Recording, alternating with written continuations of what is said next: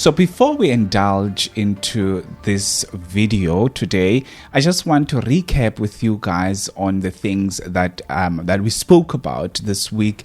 Very notable stuff that we spoke about this week, such as the Operation Dudula's court interdict from stopping the illegal foreigners from accessing healthcare as well as schools.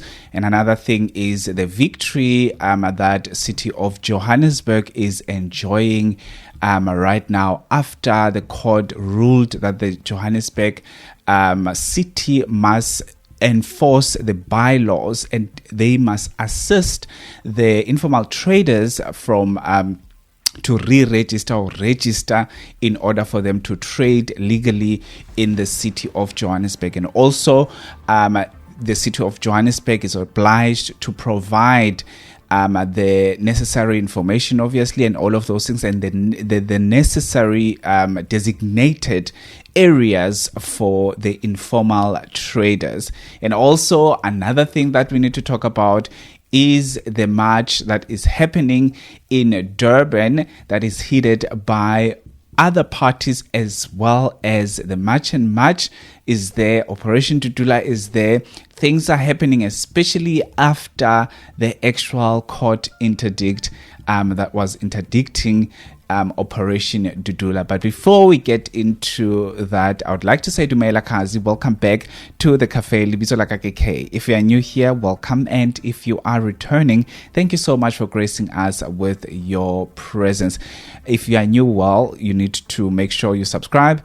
Please do like this video, it helps a lot. And I would like to hear your own thoughts regarding any of the things that we will be talking about on this video down my comment sections. Let's get into it.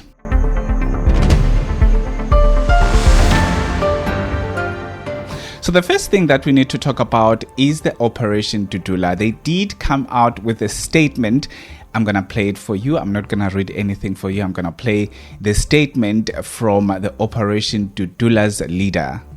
Basically, if you look at this judgment, it's saying that Operation Dudula must shut its doors because everything that they mentioned there is every issue that we tackle on a daily basis.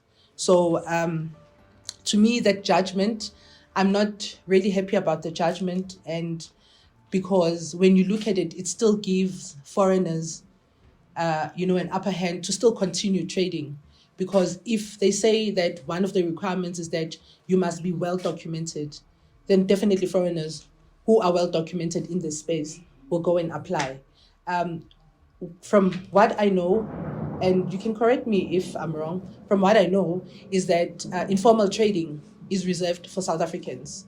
Now, why do we still have requirements that will give foreigners an opportunity to also apply? So that judgment, we still need to look into it, but we're glad that at least there will be some law and order.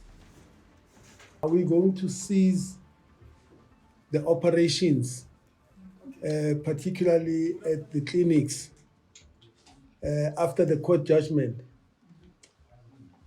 Operation Dudula is an ideology, Bantu Bagiti.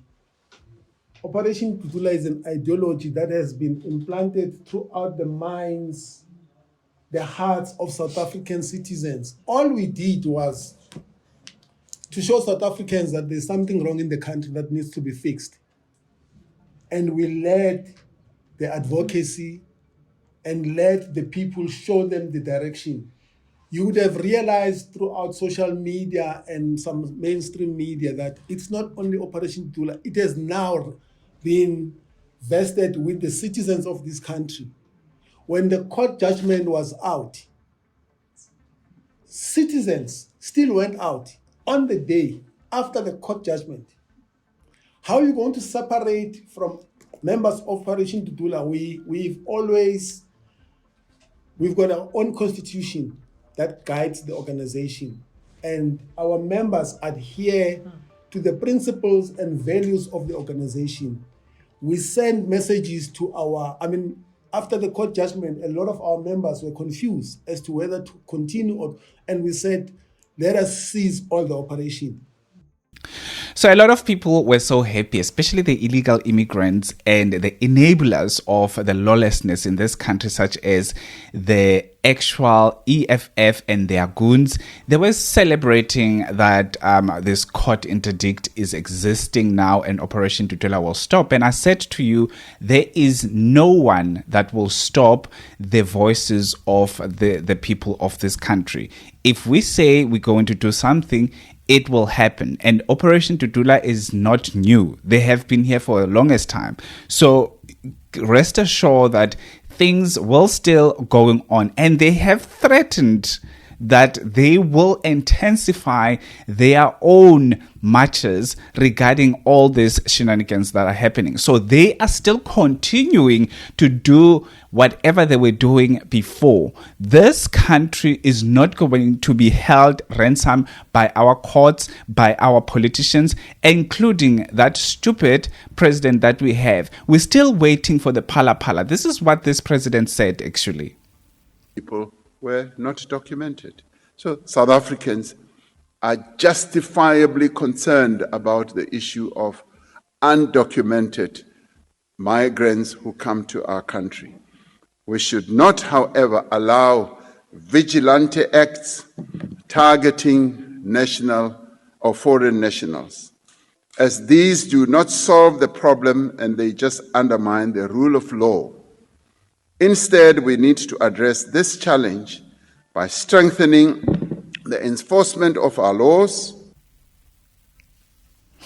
And to just top it all off, the EFF is actually going to take it to the streets because they want to get information as soon as possible about the Pala Pala saga from the president and obviously the SIU. We need that information. We need to know, and we need to know where we stand with the corrupt president that we have. So I didn't think that I will be talking about this one now, but obviously it had to be a cherry on top because this president talks too much and there are no actions. He wants to look like the best thing that has ever happened to us, while our unemployment rate is actually crashing the boundaries. It's so high to the point that there is no one that will ever compete with South Africa. We've broken all the records with unemployment rate when it comes to this country. Let's just move on to other things that I wanted to talk about here. Let's talk about the city of Johannesburg that is fighting tooth and nail with informal traders.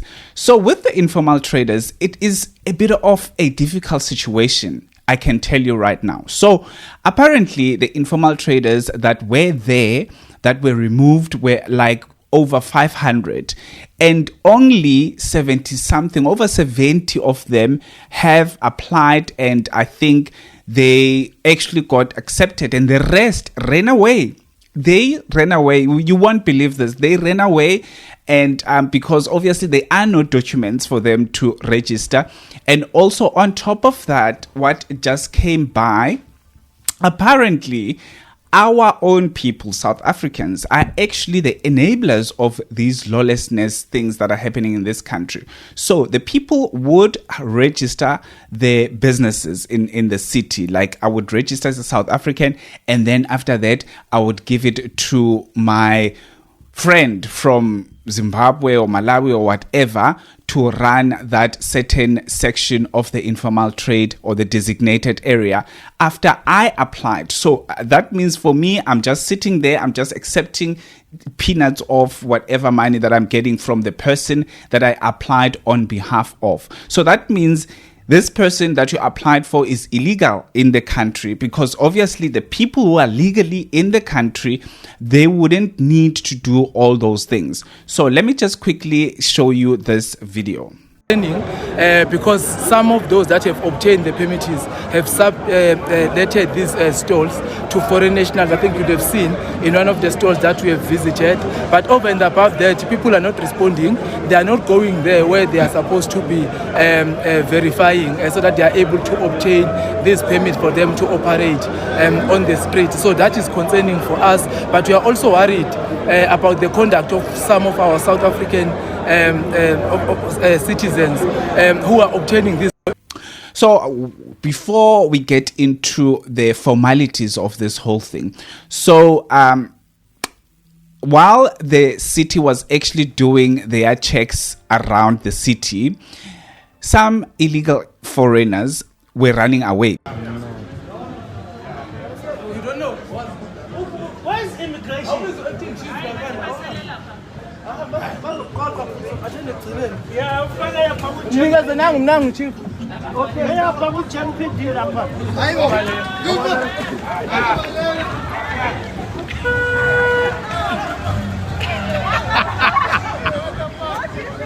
Because the city is not alone now. The city is with Home Affairs. They said so that they will be doing their checks with Home Affairs. So they are doing their checks, and some people are just displaced and are running away, which are illegal immigrants. So that means they are not supposed to be trading in South Africa, especially informally trading. Let's check what the city requirements of what do you need for you to actually get a stand at the city of Joburg, get a stand and actually trade at those designated areas in Gauteng or in Johannesburg or the city of Johannesburg. We quickly going to check this one because this is a very important issue, guys. Like it or not, it is a very important issue, and it shows us how bad the situation of illegal immigrants in South Africa is. It shows how bad this situation is. So this is what you need to qualify. This is what the city of Johannesburg says you need to qualify. To qualify for verification, traders must be South African citizens currently operating within the city of Johannesburg, currently operating within the city of Johannesburg, and must provide the following documents.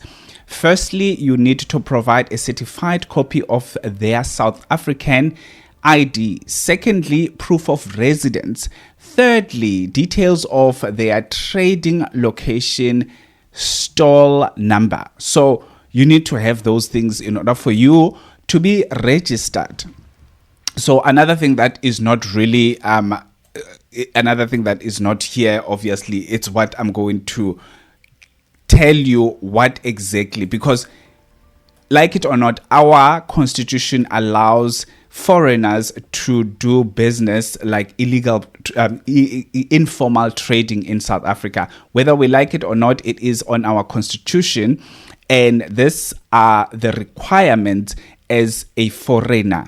Firstly, you have to have a visa, which is a business visa if you are a foreigner, if you want to actually open an informal business in South Africa. You must have a business visa. You have to be an asylum seeker or have an asylum seeker permit or refugee status, and also you can have a work visa. So let's start with a business visa. This is the primary visa for those intending to establish or invest in a business in South Africa. The holder of the business visa can legally conduct business activities and is eligible to apply for an informal trading permit from the local municipal. As you can hear, while we are at that business visa, right? How to qualify to have a business visa if you apply for a visa in South Africa, or if you come into the country, obviously like a SADC country, you come into the country and you want to open a business here, you cannot have like a tourist visa. You have to have that business visa. In order for you, obviously, to qualify with that business visa, at least make a minimum capital investment. Typically, it is 5 million rands in a new or existing business. Commit to hiring at least 60% South African citizens or permanent residents, and obtain a recommendation from the Department of Trade and industry. So if you've got a business visa, you need to at least invest 5 million rands. We're not going to go into the asylum seekers as well as the refugees. Let's check the work visa. As you have a work visa, you are allowed to have an extra business, for example, in the country. But what does it say? It says, while primarily for formal employment, some work permits might obtain endorsements that allow self-employment or business operations. Foreigners must have a valid work permit issued by the Department of Home Affairs that explicitly authorizes business operation. So even if you have that work visa, doesn't mean that you can just open a business. So it must explicitly say that you are able to open a business or a side hustle, as we call it, a side hustle. So whether you like it or not, illegal immigrants are not supposed to have any business in the country. Illegal immigrants are not supposed to have any business. So I would think that if the city of Johannesburg, with what I read, the requirements, they might get a court battle again regarding this. But I think it would work perfectly fine for them if they say, okay, we've got 60 designated areas and we're giving first priority to South Africans, and if they are done, they are done. There's nothing we can do. I mean, the city of Johannesburg is not the whole continent, so you can go to Lesotho or something and trade there or something like that. There's nothing we can do. These are the designated areas in the city, and whether you like it or not, there's nothing else we can do as the city of Johannesburg. So that is the law. That is the law. There is nothing more than the law, right? We're following the laws now. That's what I'm saying. So it's a very difficult situation. It is a very difficult situation, yet it is a very easy situation. We are in this mess, as I said, because of the ANC. This mess is because of the ANC. We wouldn't have to be reading all this stuff. This is a lot of things to actually capture and read. And a typical South African doesn't have time to be reading all this nonsense stuff over here because it takes too much time. It takes a lot of time for citizens to actually go all out and do all these researches, while the information we should be getting from our government directly to us as South Africans, right? That's what I'm thinking. And lastly, I want to talk about the march that is happening in Durban. The March and March took it to the streets, honey. Let me show you.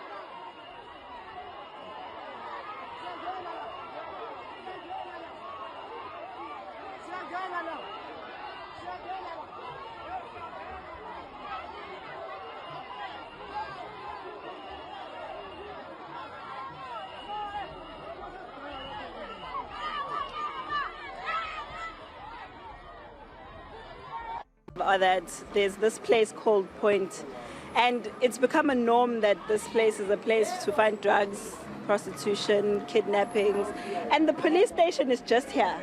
I don't know if that makes sense. We have places where there's a police station, and in the center of the police station or around the police station, there's a lot of drug activity, criminal activity going on. But you'll never see them going to raid all these buildings. Instead of that, it's the people who are living in these buildings that are committing crimes that are more comfortable than we are as South Africans. Right now, when we're marching on the way here, we had an incident where they were throwing paint, which has like some acid feel to us. And when we called the police, I personally went to the police and I said to them, they are throwing things to the people, please come and attend to it. The response that I got from this police officer was that it's our fault because we're provoking them. I asked him, what do you mean we're provoking them? And he says to me, it's because I said that people who are not scared must move from the back to the front. I'm like, what is provocative about that? So we have, like, I asked him, you are doing your job. You can't even protect us and you are here. You can't protect us and you're here. What happens when you are not here? It's even worse. They have become so comfortable with criminals that we know that there are police who are criminals themselves and they are working with the criminals here. That's why you'll find people selling drugs in broad daylight and nobody's going to do anything because our government is making it a norm to have these mushrooming places where there's people from all over the world coming and living in those places, occupying those spaces and making us feel uncomfortable in our own country. And they won't do anything about it. You know why? Because most of them are criminals. We know and we've heard from the Madlanga Commission and all these ad hoc commissions that our police are in cahoots with criminals. And we are all asking now that the SAPS make sure that they root out the criminal police that are criminals. They're not even taking that seriously. We've got police who are criminals. Even generals, we've seen that. What are they waiting for to root those people out? What are they waiting for? Here we can literally point at some of the police that we know who are working with these people here. But instead of them fearing for their lives, the police, we are the ones that must fear for our lives so that we must stay quiet and these foreigners must take over these places. It comes to an end now. We're tired. South Africa must return to its glory. South Africa and anyone who's here in South Africa must be here on good terms and to do good things. We can't have criminals walking so brazen and having places that we're not supposed to come to because they are so brave. And after handing that memorandum, what is the response that you received from the official that received this memorandum? Well, they said they're calling us to a meeting now. We're going to hear what they have to say. But we want them to give us deadlines. We want them to give us time frames because we're hearing that they need evidence to arrest these police and whatnot. How much more evidence must people give? We've been sending them videos of police who are doing criminal activities, but we're still seeing those same police. There's people here who are complaining about things that they have reported cases to so-and-so, and they have audio of these certain Nigerians threatening them and telling them that the police are in their pockets. How are we comfortable with having people threaten us in our own country, and we are the ones that are meant to be scared? When are the police going to act on these criminals that are taking over this country? So what are you expecting from this meeting? You've mentioned you need some sort of a deadline, a time frame. But when you look into the deeper aspects of that, a deadline, a time frame to do what exactly? Deadline for them to raid these buildings. I'm telling you, if you and I were to stand here and the police were to go to just this building that I'm pointing at right now, they will find drugs, they will find women who are prostituted, they will find children who are kidnapped, but they won't do that because they're living amongst them. It's so breezy. Everyone's having a nice time except for us as South Africans. If the police are serious about their job, they must tell us when are they raiding these buildings. Second to that, when are they rooting out these rotten police that have become comfortable with becoming criminals here? Because this is not, a police station is not supposed to be a place for criminals. If they want to be criminals, they must join them here in this building. We want police who took an oath and said they want to protect South Africans. They must protect South Africans. That is their job. The problem we have, though, is that they don't even know the law. What are they teaching police if you are going to come here and tell a police officer that it's my right to do this, even if you're a foreigner? And the police can't say anything because they don't even know what the law says. Now we're saying there are bylaws here, there are hijacked buildings here, all the way stretching down there. The shops that you saw, all of them are closed. Are they even in compliance? No, they are not. But who's doing that? Who's making sure that we root out all these people and they go back to where they come from instead of being criminals in our country? Yeah.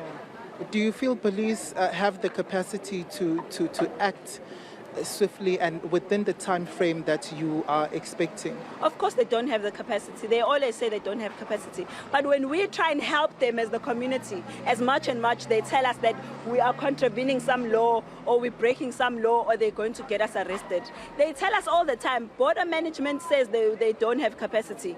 The immigration officers, they don't have capacity. The police, they don't have capacity. The community then has capacity. And we're going to use that capacity.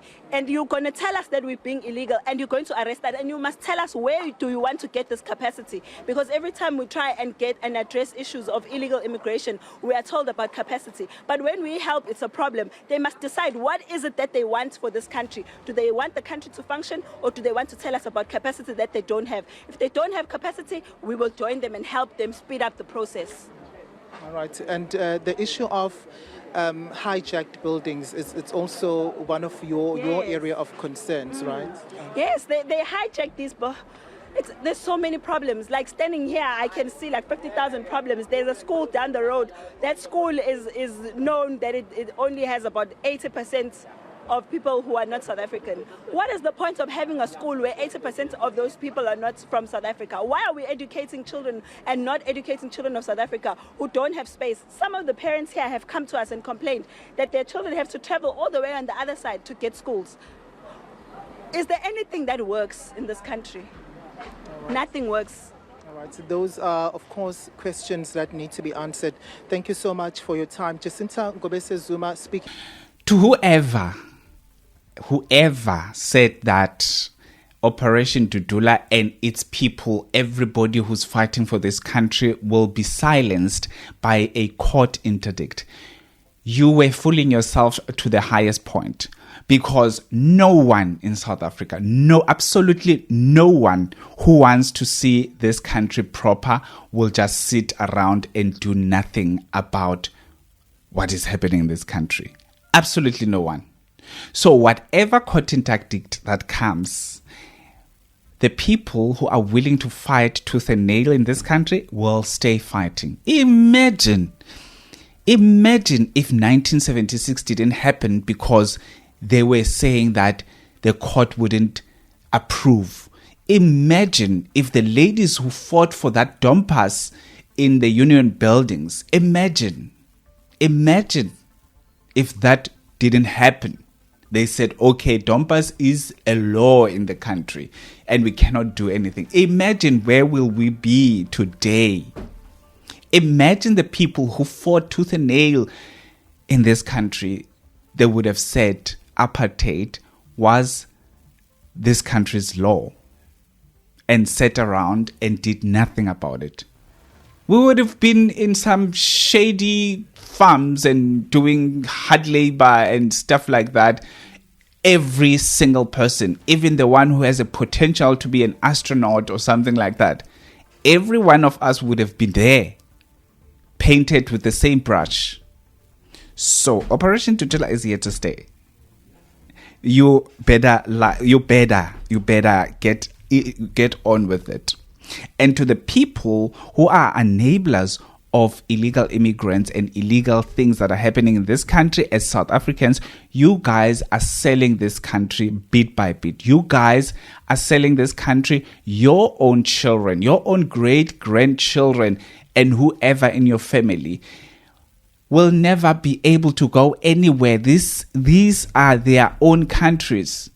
If this country crumbles and is shattered, where will your grandchildren go? Where will your great-grandchildren go? This is the only home we have as South Africans. We always say that. This is the only home we have. We don't have any other home. You can travel anywhere else in the world. You can stay there for years and years and years. But at the end of the day, our spirit, we always want to go back home.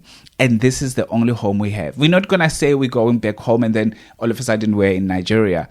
I mean, Nigeria is already shattered as we speak. So this is our only home. So don't forget, this month, I just forgot the date. Actually, I wanted to announce it. I just forgot the date. Please comment down below with the dates.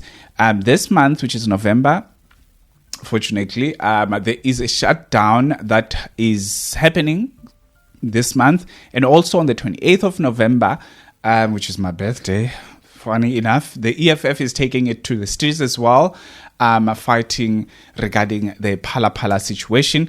I support them on that one. So it's on the 28th. And I think it's on the 17th where the shutdown thing going on. But please do correct me if I'm wrong.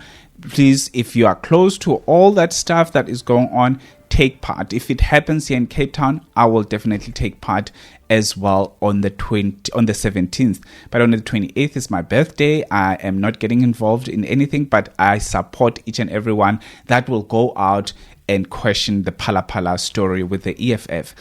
Anyway, thank you so much for watching till this far. Please do me a favor, subscribe, like this video, and I would like to hear your own thoughts on the comment sections. I'll see you on my next upload. Have a fantastic one. Peace.